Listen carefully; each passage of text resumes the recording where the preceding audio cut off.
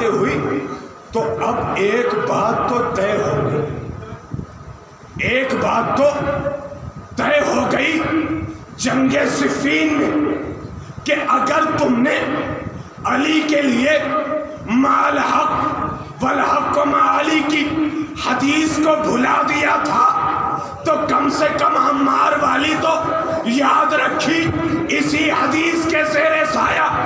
اب جب جنگ صفین میں تمام ہو گئی تو ایک بات سامنے آئی کہ جناب عمار کا قاتل یا جناب عمار کے جو مقابل میں تھے وہ سب کے سب لعنتی، بے شک بے شک بے شک، وہ سب کے سب غاصب تھے، وہ سب کے سب لعنتی تھے، وہ سب کے سب باغی تھے، اس لیے کہ رسول نے کہا تھا عمار جو تمہیں قتل کرے گا وہ باغی ہوگا، یہ رسول نے کہا تھا جو تمہیں قتل کرے گا وہ باغی ہوگا۔ تو اب دنیا جائے اور تلاش کرے کتابوں میں کہ جناب عمار کو کون قتل کیا، بہت صحابیوں کے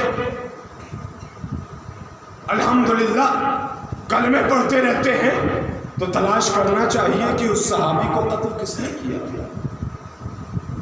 ایک اور روایت آپ کی خدمت میں پیش کروں اسی بغداد کی، جب بغداد میں ابن جوزی جس کا شاید نام سنا ہو، اہل سنت کا بہت بڑا عالم دین ہے، بہت بڑا عالم دین اہل سنت کا، اس کے بہت بڑے بڑے لیکچر ہوا کرتے تھے، درس لگاتا تھا، کلاسز ہوتی تھی، اور 150 200 نہیں بلکہ ہزاروں کی تعداد میں اس کے لیکچر میں آتے تھے، اور آنے کے بعد سنا کرتے تھے، ہر مذہب و ملت کے افراد، بہت بڑا عالم تھا، اس نے بہت بڑی بڑی کتابیں اہل سنت کی لکھی ہیں۔ جب وہ لیکچر دے رہا تھا، دیتے دیتے درمیان سے ایک خاتون بلند ہوئی، اور اس کی وجہ سنیں گے، اس کی وجہ یہ تھی کہ اس نے ایک گستاخی کر دی تھی۔ وہ گستاخی کیا تھی؟ اس نے اپنے علم کے غرور میں کہہ بیٹھا کہ مجھ سے جو کچھ پوچھنا ہے پوچھ لو۔ سمجھ میں آیا اس نے کیا کہا تھا؟ اس نے کہا تھا سلونی سلونی، اما یہ جملہ سوائے علی کے کسی کی زبان پہ زیب نہیں دیتا۔ کیا کہنا؟ اور وہ جاہل جسے تھوڑا سا علم آ گیا وہ سلونی سلونی کا دعویٰ کر بیٹھا۔ اب جیسے ہی دیکھیے جتنے بھی سلونی کا دعویٰ کیے ہیں نا، 3-4 لوگ ہیں، وہ سب کے سب بڑے ذلیل ہو کے مرے، جتنے نے بھی سلونی کا دعویٰ کیا، حتیٰ کہ ہمارے علی کے بعد کسی امام نے بھی سلونی کا دعویٰ نہیں کیا اسی وجہ سے، اس لیے کہ ایک علی کی ذات سے منسوب ہو گیا۔ اب اس نے جیسے ہی سلونی کا دعویٰ کیا نا تو مجمع سے ایک خاتون بلند ہوئی، خاتون، اور بلند ہونے کے بعد کہتی ہے کہ تم سلونی کا دعویٰ کرتے ہو؟ کہاں کا جو کچھ پوچھنا ہے پوچھ لو، تمہارا یہ دعویٰ کہاں کا ایک سوال ہے، کہاں پوچھو، بڑا مزہ آئے گا، توجہ رہے۔ ابن جوزی نے خاتون سے کہا سوال کرو۔ خاتون نے کہا اے ابن جوزی ایک سوال، یہ بتاؤ کہ جناب سلمان کا انتقال کہاں پر ہوا؟ کہاں؟ مدائن میں۔ کہاں ہوا جناب سلمان کا انتقال؟ بولیے۔ مدائن میں۔ مدائن کہاں ہے؟ بغداد میں ہے، بغداد کا ایک شہر ہے مدائن، وہاں پر آج بھی جناب سلمان کی قبر ہے، مدائن میں ہوا۔ جناب سلمان کا مدائن میں انتقال ہوا۔ ضعیفہ نے پھر سوال کیا اس وقت مولائے کائنات کہاں پر تھے؟ جیسے اس نے پوچھا تو اس شخص نے کہا اس وقت مولائے کائنات مدینے میں تھے۔ اب جیسے ہی کہا مدینے میں تھے تو کہا اچھا یہ بتاؤ کہ مسلک دیگر کے تیسرے خلیفہ جن کی لاش 3 دن تک مدینے میں پڑی رہی، اس وقت مولا کائنات کہاں تھے؟ کہاں؟ مدینے میں تھے۔ بات سمجھ میں آ رہی ہے؟ مدائن کہاں، مدینہ کہاں، علی کہاں؟ اس نے جیسے ہی کہا سلمان کی تدفین مدائن میں ہوئی، صحیفہ نے کہا یہ بتاؤ کہ نماز جنازہ کس نے پڑھائی تھی؟ کہا علی نے پڑھائی تھی۔ کہا لمحوں میں مدینے سے مدائن علی پہنچ گئے۔ توجہ رہے، کہاں؟ مدائن پہنچ گئے، مولا کائنات مدینے سے تدفین ہوئی، نماز جنازہ پڑھایا۔ کہاں؟ اب اس نے کہا کہ 3 دن تک جناب عثمان کا لاشا، روایت کی گفتگو کر رہا ہوں، 3 دن تک مدینے کی گلی میں پڑا رہا۔ اب یہ بتاؤ کہ علی مدینے میں موجود تھے کہاں؟ کا یہ بتاؤ۔ سوال میرا یہ ہے کہ آخر علی نے تیسرے خلیفہ کو دفن کیوں نہیں کیا؟ 3 دن تک مدینے میں پڑی رہی لاش، کہا علی مدینے میں موجود ہے۔ ایک صحابی کا انتقال ہو رہا ہے تو مدینے سے مدائن پہنچ رہے ہیں، اور ایک انتقال ہو رہا ہے گلی میں اور علی موجود ہیں، نہ نماز جنازہ ہو رہی ہے نہ تدفین ہو رہی ہے۔ تو یہ میرا سوال ہے، خاتون کہہ رہی ہے، میرا سوال یہ ہے کہ آخر علی کیا اپنے کو اس لائق نہیں سمجھتے تھے کہ میں نماز جنازہ پڑھاؤں؟ یا علی نعوذ باللہ یہ سمجھتے تھے کہ اس کی نماز جنازہ پڑھانا درست نہیں، کیونکہ نماز جنازہ پڑھانا کافر کی درست نہیں ہے؟ اب جیسے ہی یہ واقعہ باقاعدہ تاریخ میں رقم ہے، ابن جوزی بہت بڑا عالم ہے اہل سنت کا، اب جیسے ہی اس نے سنا صحیفہ کا سوال، پریشان ہو گیا۔ اب جواب دے تو کیا جواب دے؟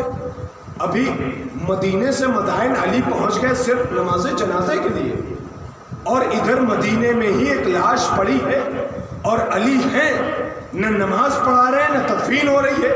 بھائی سوال تو ہے نا، آخر ایسا کیوں؟ اب جیسے ہی اس نے سوال کیا، ابن جوزی جو اپنے علم کے غرور میں بہت اکڑ رہا تھا، ایک مرتبہ اس کی اکڑ کم ہوئی اور غصے میں آیا، اور غصے میں آنے کے بعد کیا کہا؟ کہتا ہے کہ یہ بتاؤ کہ تم اپنے گھر سے اپنی اجازت سے آئی ہو یا اپنے شوہر کی اجازت سے آئی ہو؟ واہ واہ واہ واہ۔ سوال دیکھا تھا نا، صحیفہ کا سوال کیا تھا؟ عورت سوال کچھ اور کر رہی ہے، ادھر جواب نہیں، سوال کیا جا رہا ہے۔ اما طاقت ہے، علم کا غرور ہے تو جواب دو، لیکن نہیں، جواب کہاں سے دے؟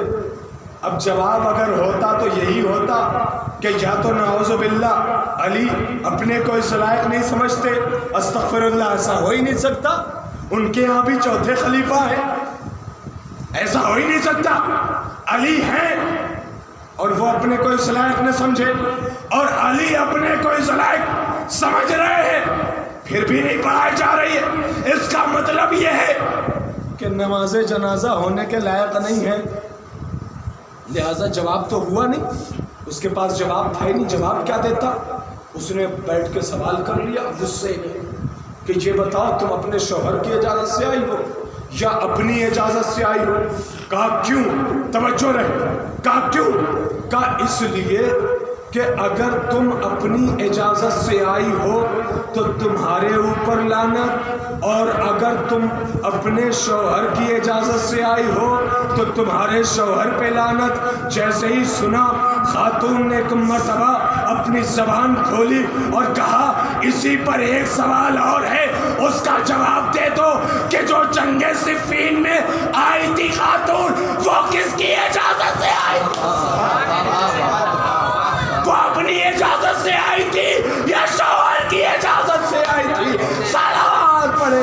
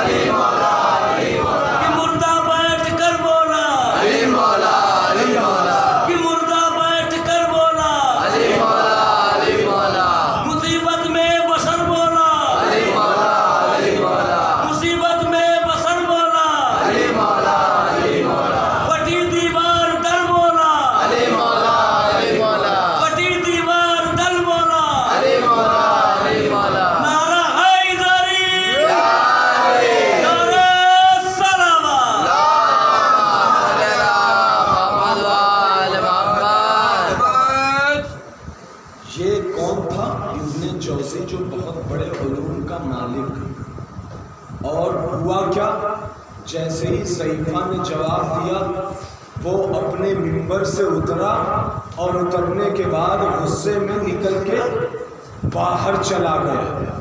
لہذا یہ تاریخ پڑھ کر دیکھیے جتنے بھی سلونی کا دعویٰ کرنے آئے وہ سب کے سب ذلیل ہوئے۔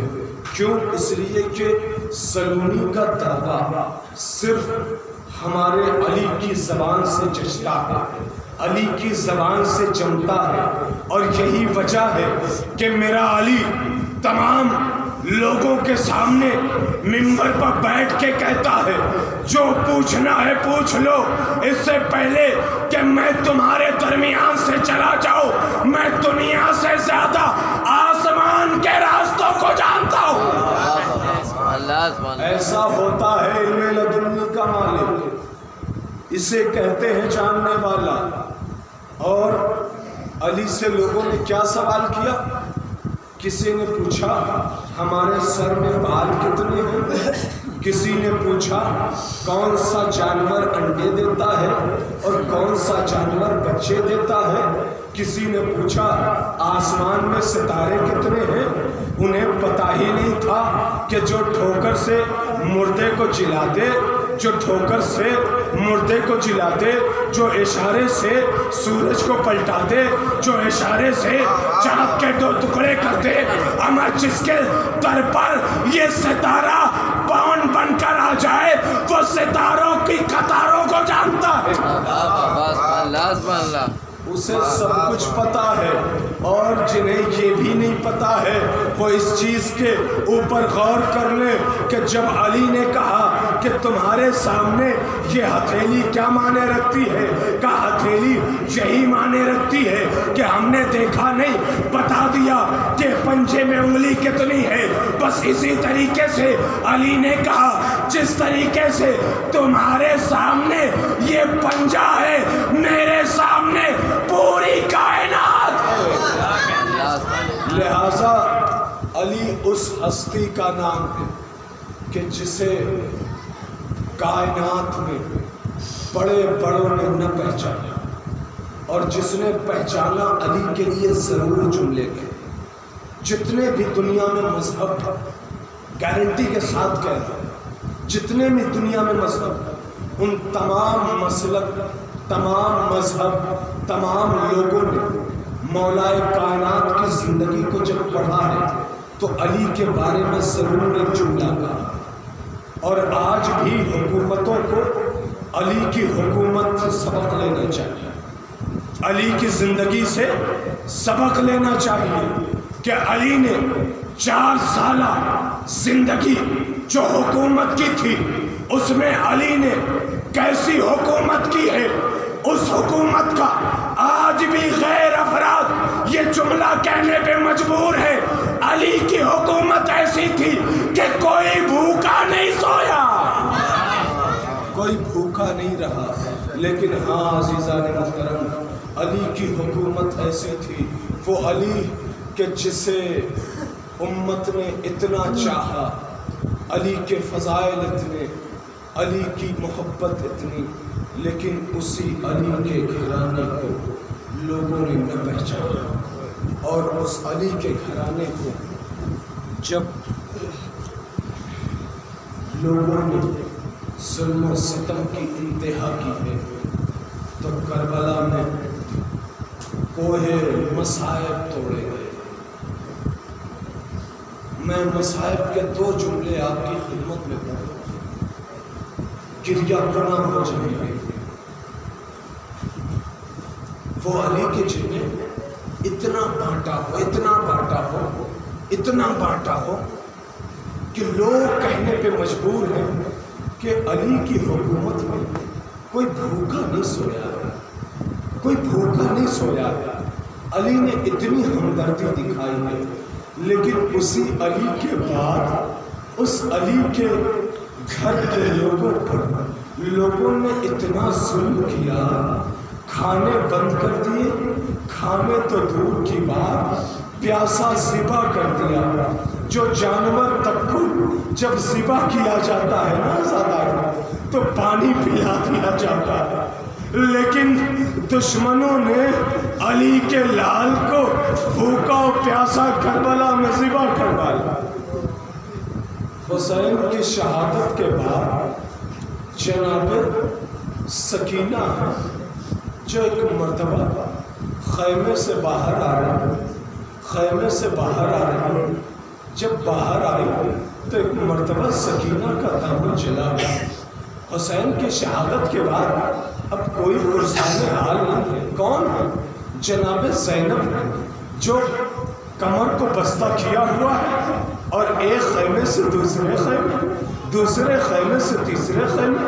روایت کہتی ہے کبھی سید سجاد کو لے کر آ رہی ہے، کبھی بیویوں کو باہر لے کر آ رہی ہے۔ اتنے میں جناب سکینہ نکلی، اور نکلنے کے بعد جناب سکینہ کا دامن جل رہا تھا، جناب سکینہ کا دامن جل رہا تھا۔ جناب سکینہ نے ایک مرتبہ سوچا، اے کاش شاید مجھے کوئی ذرا سی تسلی دینے والا مل جائے گا۔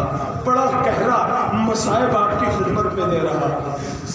ایک مرتبہ سکینہ نے کچھ دور چلنے کے بعد یہ ذرا سا سوچا کہ شاید اب کوئی آئے جو سکینہ کے سر پر ہاتھ پھیر کر کہے، اے سکینہ میں تمہیں تسلی دیتا ہوں۔ لیکن چند قدم آگے بڑھے تھے، ایک مرتبہ سکینہ کے سامنے ایک ظالم آ کر کھڑا ہوا، اور کھڑا ہونے کے بعد سکینہ سے کہتا ہے، اے ظالم یہ بندے مجھے دے دو، یہ بندے مجھے دے دو۔ ایک مرتبہ سکینہ نے سوچا، میں تو چاہتی تھی کوئی تسلی دینے والا آئے گا، لیکن کوئی تسلی دینے والا نہیں، بلکہ یہ تو میرے کانوں کے بندے مانگ رہا ہے۔ سکینہ نے ایک جملہ کہا کہ اے ظالم یہ بندے نہ مانگ، میرے بابا نے بڑے پیار سے پہنایا ہے۔ جناب سکینہ نے ایک مرتبہ کہا، وہ ظالم نے کہا، اے سکینہ یہ بندے مجھے دے دو ورنہ میں تمہیں تماچے ماروں گا۔ جیسے ہی تماچوں کا نام سنا سکینہ سہم گئی۔ چھوٹی سی ہے، آپ کے گھروں میں بھی چھوٹی بچیاں ہوں گی، آپ کے گھر میں چھوٹی چھوٹی بچی ہوں گی۔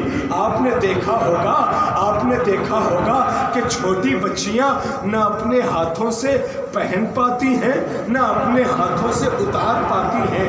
مائیں اور بہنیں انہیں پہناتی بھی ہیں اور جب گھر واپس آتی ہیں تو انہیں اتارتی بھی ہیں، لیکن جب سکینہ سے ظالم نے کہا، اے سکینہ اگر یہ بندے نہیں دو گی تو تماچے ماروں گا، سکینہ سہم گئی۔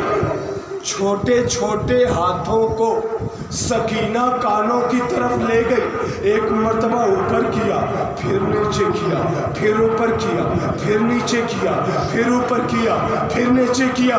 اگر کلیجے میں دل ہے تو ذرا تصور کر لینا، مصائب تصور کرنے کی ضرورت ہوتی ہے۔ ایک مرتبہ جب سکینہ نے تیسری مرتبہ اپنے ہاتھوں کو نیچے کیا، ظالم سے ایک جملہ کا، اے ظالم میں ابھی بچی ہوں نا، میں ابھی چھوٹی ہوں نا، یہ بندے مجھ سے نہیں اترتے، یہ بندے مجھ سے نہیں اترتے۔ اتنا کہنا تھا ظالم نے ہاتھوں کو بڑھایا، سکینہ کے رخسار تماچوں سے لال، ایک مرتبہ ہاتھ بڑھایا، سکینہ کے کانوں سے گوشوارے چھینے، سکینہ کی لبیں پھٹی، خون جاری ہوا، سکینہ نے فرات کا رخ کیا، اے چچا عباس، اے چچا عباس، یہ ظالم آپ کے بعد میرے کانوں سے گوشوارے چھین لے گئے، ایک جملہ کہوں گا زحمت تمام کر دے گا، جتنا رونا ہو رو لینا۔ جناب زینب کہتی ہیں میرے بھیا کے غم میں ایسے رویا کرو، ایسے رویا کرو جیسے کوئی ضعیف ماں اپنے بالوں کو بکھیر کے کہتی ہے ہائے میرا لال۔ جناب سکینہ نے ہمیشہ عباس کو یاد کیا نا، ہمیشہ عباس کو یاد کیا نا۔ جب یہ قافلہ کوفہ پہنچا اور کوفہ پہنچنے کے بعد جب دربار ابن زیاد میں گیا ہے تو ابن زیاد نے ایک مرتبہ جیسے ہی جناب مختار کو بلایا ہے تو مختار سے کہا اے مختار دیکھو یہی ہے نا تیرے حسین، تشت میں امام حسین کا سر رکھا ہے، کہا یہی ہے نا تیرے حسین، بہت پیار کرتا ہے نا۔ ایک مرتبہ جناب مختار نے ظالم کی طرف دیکھا اور ایک مرتبہ ظالم کی تلوار لی اور لینے کے بعد آگے بڑھا، پیچھے سے بیمار امام کی آواز آئی اے مختار ارے جنگ نہ کرنا میرے ساتھ، رسول کی بیٹیاں ہیں، رسول کی بیٹیاں۔ ایک جملے کے لیے زحمت دی ہے میں نے۔ جناب مختار نے پیچھے مڑ کر دیکھا، کیا دیکھا؟ سید سجاد ہیں، ہاتھوں میں ہتھکڑیاں ہیں، پیروں میں بیڑیاں ہیں، گلے میں خاردار توق ہے، کمر میں لنگر ہے۔ ایک جملہ، بس ایک جملہ سناؤں گا اور رو لینا جتنا جی چاہے۔ ہاں ایک مرتبہ جناب مختار نے دیکھنے کے بعد کہا اے مولا یہ حالت کیسے ہوئی؟ جناب سید سجاد نے کہا مختار نہ پوچھ، مختار نہ پوچھ، کربلا میں بڑا ظلم ہوا، بابا مارا گیا، عباس مارا گیا، علی اکبر مارا گیا، قاسم مارا گیا، اور محمد مارے گئے، علی اصغر مارا گیا۔ جب سن لیا جناب مختار نے تو جناب مختار کی نظر ایک چھوٹی سی بچی پہ گئی۔ مختار نے سوال کیا اے مولا یہ بچی کون ہے جو آپ کے برابر میں کھڑی ہے، جس کے دامن جلے ہوئے ہیں، جس کے کان بھی زخمی ہیں؟ مولا یہ بچی کون ہے؟ ایک مرتبہ چوتھے امام نے کہا اے مختار ارے تو نے نہ پہچانا، یہ میری بھائی بہن سکینہ ہے۔ جیسے ہی مختار نے سکینہ کا نام سنا ایک جملہ کہا رونے کے لیے کافی ہوگا۔ جناب مختار نے جیسے ہی کہا اے مولا یہ کون ہے؟ چوتھے امام نے کہا سکینہ ہے۔ جیسے ہی سکینہ نام آیا ارے مختار نے کہا اے مولا کیا کربلا میں عباس نے ساتھ نہیں دیا؟ کیا کربلا میں عباس نے ساتھ نہیں؟